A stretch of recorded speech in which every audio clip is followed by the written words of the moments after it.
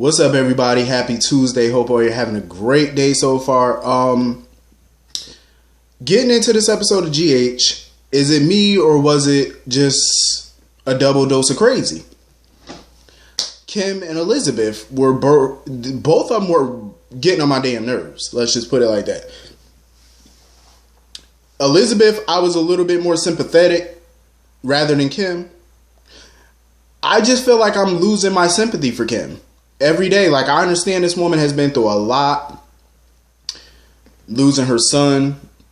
Now she got the old Drew back, basically flash drive Drew. That's what I like to call him, flash drive Drew. You know, she got him. Kim is just all over the place. Even Terry, like, she was trying to talk to her and stuff like that. She just wouldn't listen to her. Nobody can talk no sense into her. Like, Kim just don't want to listen.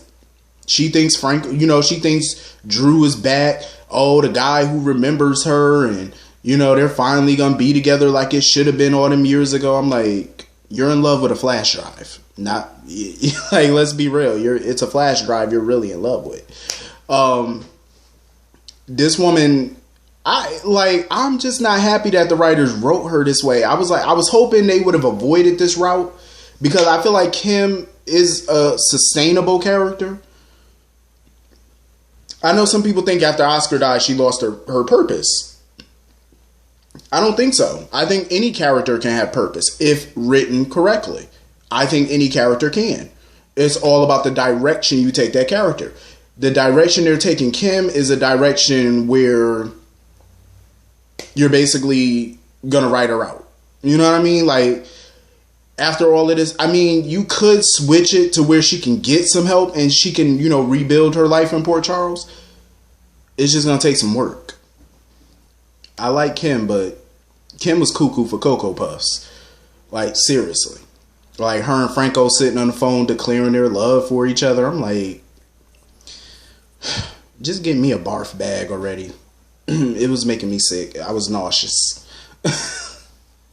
I say, like, you're really in love with a flash drive. Kim needs psychological help bad. Like, really bad. Really, really bad. Oh, so I did want to do a quick comment real quick since I didn't comment on it yesterday. Baby girl Corinthos is here. Donna Corinthos. I like the name. I do. I like it. It's something different. Donna Corinthos. I like it. It's catchy. It's going to take some getting used to, though. I'm just a little off that they're giving Sonny and Carly another child. I'm like, okay. So anyway, moving on from that. Elizabeth, another one, cuckoo for Cocoa Puffs. Like, she was straight up going off on Julian because Julian told her that him and Kim broke up. He was done. That didn't sit well with Liz. Liz was heated. She said, no. Liz was like, you need to go, fight for her. You need to get her back. All Julian has been doing the last few months is fighting for Kim. And where's that gotten him? She's spitting his face every time. She tried to rape Drew, the real Drew. Now you slept with the flash drive Drew. How much more can Julian take? Enough is enough. He can't help her. He can't heal her. He's tried. She has to want the help, and she has to, get healed on her own. It's like a self-journey, self-discovery. She has to do the work on her own. He can't do it for her.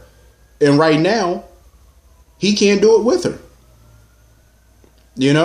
I kind of felt bad for Liz, but then again, you try to feel bad for Liz, but then again, you think of all the years of the shenanigans that Elizabeth pulled, and it's like, this is karma. I'm just saying, it is. It's karma. But I still somewhat feel bad. More so for her kids, because they were very, close with Franco and stuff like that, so I feel bad. But Liz, I'm glad that she did apologize to Julian for going off on him. It's not his fault. He feels bad for her, but he's not going to go and try to get Kim back. It's done. Liz just needs to, figure out what to do next. Like I said, if she was smart, she would, give him divorce papers and act like they're divorce papers, but they're really consent forms. Sneak it in there. You gotta be a little creative sometimes. When you want something, get creative, and then you'll get what you want. You'll get the right results. The ends justify the means. So anyway, Kim came over trying to talk about, oh, I came to bring Julian some of his stuff or whatever, so, you know, he could move. Julian was like, I'm not moving nowhere. So she's sitting there all apologetic. I like how Julian wasn't really rude to her, but he just made it clear, like, you know, I feel bad for you. You know what I mean? Like he was just trying to give Kim some sage advice. Like, you're claiming that, you know, you finally got Drew back and you're happy. And Julian basically told her, you're walking into some hurt. That's what you're doing. You know, you're walking into the fire, basically. You know, you're going to be hurt in the end. And he basically told her, you know, take care of yourself. I like how Julian handled it. He was mature about it. He didn't scream. He didn't yell. He didn't throw barware. He didn't do none of those things. He didn't throw a tantrum. You know, he just let her know, like, you know, you're just walking into some hurt for yourself. You know, you're just putting more hurt on you. Because in the end, you will get hurt. And he just let her know, like, you know, I wish you well. Take care. And let that be that. And I applaud him for that. You know, he took the mature route. Because anybody else would have been screaming, yelling, and throwing stuff and calling her all type of whores and derogatory names. And you know who I'm talking about. Don't act like you don't know who I'm talking about. Who does that? So anyway, moving on from that, Jordan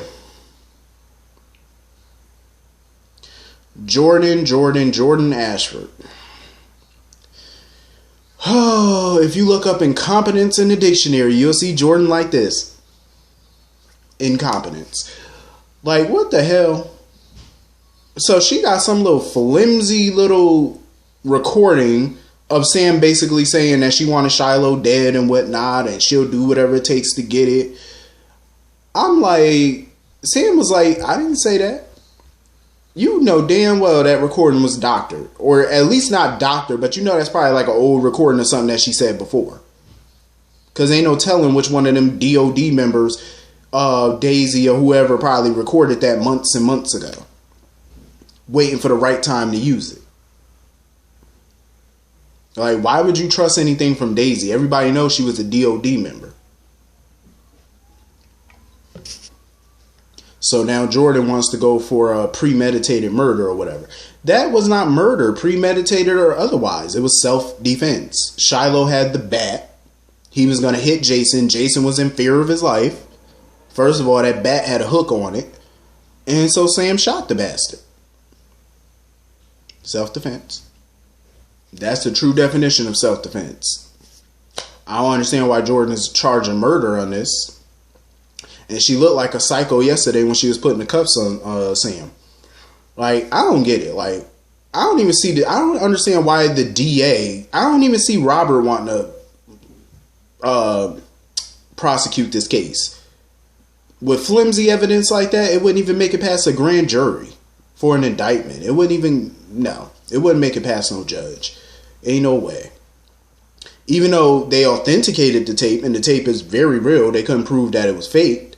So now Sam has to stay in custody. Obviously, it's probably an old recording from something she said a long time ago. I wouldn't put it past Daisy and them. Who knows? Maybe they put a bug in Sam's apartment. You never know. You know?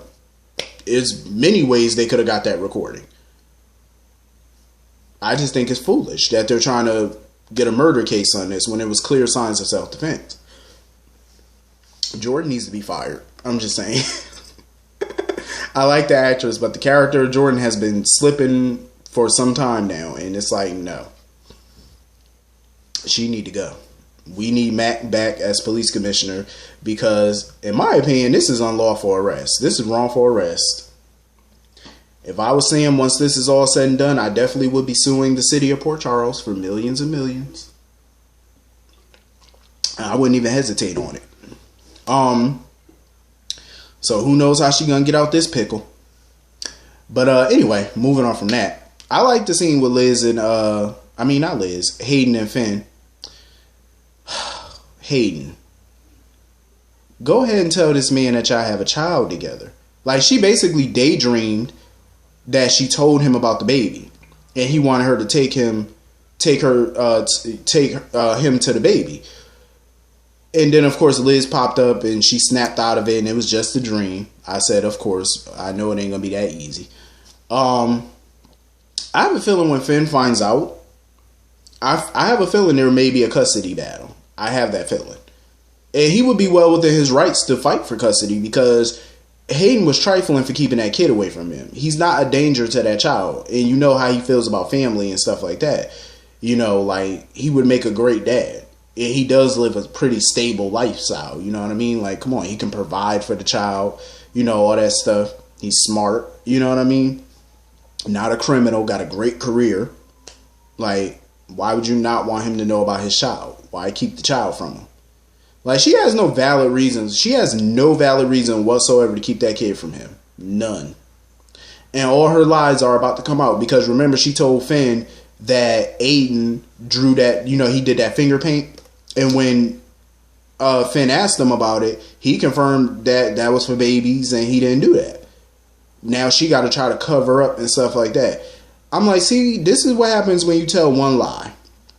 You got to tell a bunch more after that to cover the first one that you told. And when you tell all them lies, you don't remember the first one that you told. Sometimes you don't. So it's better to just tell the truth. But even though she being trifling, I am happy that she is there for Elizabeth, though, in her time of need. You know, helping her with the boys, babysitting, you know, giving her encouraging words. I like that, you know, being a good sister. That's, you know, that's the least you can do for all the other BS that you're pulling. So anyway, Nina continues to be a fool for Valentine. You know, Jax keep trying to tell her, you know, you better watch your back, but she don't want to listen. So then she had the nerve to sit there and invite Jax to her wedding. Now, what can go wrong with inviting another man to your wedding that's clearly attracted to you and you're attracted to him? So what can go wrong with that? Like, seriously. We know how soap weddings are. Nothing ever goes right. And it's bound to be some drama, of course. But, you know, of course, Nina doesn't want to hear any of it when it comes to Valentine. And Valentine is being his usual nosy self because he see Laura and Curtis talking. I like how Laura covered up the conversation, though, because, you know, her and Curtis was talking about the codicil and stuff like that. But she tried to make it seem like her and Curtis were talking about Cassandra. And she found a window of opportunity to search Windermere for the codicil. Because tomorrow is Nina and Valentine's wedding. So instead of Charlotte staying with Laura, I guess Laura and Kevin are going to just stay at Windermere for the night with Charlotte. So that way she can search Windermere for the codicil. That was smart. But see, my whole thing is, and you know I love Laura and I feel like she's very intelligent. What I didn't like was that her, Jax, Curtis were basically sitting at the Metro Court or whatever, talking in public. And Valentine kept noticing that. You know, he noticed when Laura and Curtis were talking. Then he noticed Jax and Curtis and them talking. So of course he's going to be suspicious. Like, why would Jax and Curtis be talking after Jax found out that Curtis was secretly working for Valentine to spy on Jax? To spy on Jax. So, of course, Valentine's spidey senses are tingling. Why are y'all so huddled up? What would y'all possibly have to talk about? You know what I mean? So, of course, he's suspicious now, wondering what the hell they're up to. And the funny thing is, when Laura said that she talked to she said Spencer acted like he didn't know what she was talking about when she mentioned the codicil of Mikos' will. She said Spencer acted like he didn't know. And she didn't buy it. But see, this is what I'm talking about. Spencer's not the Cassadine that Jax and Hayden are working for. Clearly. Because every time Curtis would bring up Spencer, Hayden would never confirm it. And Jax never confirmed it either. Jax is claiming that the reason he's trying to help the quote unquote Spencer, the reason he's trying to help the Cassadine heir is because he wants to purchase certain assets of Cassadine Industries. So that's what's in it for him, so he's claiming. It's just a hot mess. But I can't wait for them to bring Valentine down. Hopefully they get that codicil and we find out who this Cassadine is. Could be Nicholas, or it could be a new Cassadine. Who knows? Because the Cassadine family is a huge family. So they got a lot of descendants, a lot of cousins, a lot of uncles, baby daddies, ex-husbands, ex-wives. So you never know. There's plenty of Cassadines to go around. They could come up with new Cassadines for days, for decades. Like, that's how many there were. I'm pretty sure. A lot of cousins. But I'm loving this, though. I definitely am. I'm loving that they're giving Laura, letting Laura be a part of this story and stuff like that. It's good to see Laura some good action. It's pretty fun. I'm loving it. But hopefully, though, on the other criminal front, I'm hoping that Diane can figure this whole mess out and get that recording tossed out of evidence. Hopefully, it's gonna be tough, but hopefully she can get that tossed out, because Sam is looking like it's in dire straits right now legally. But I think that's everything. Hit the comment section. Let me know what y'all thought about today's episode. And I'll see y'all later. Have a great day. Peace.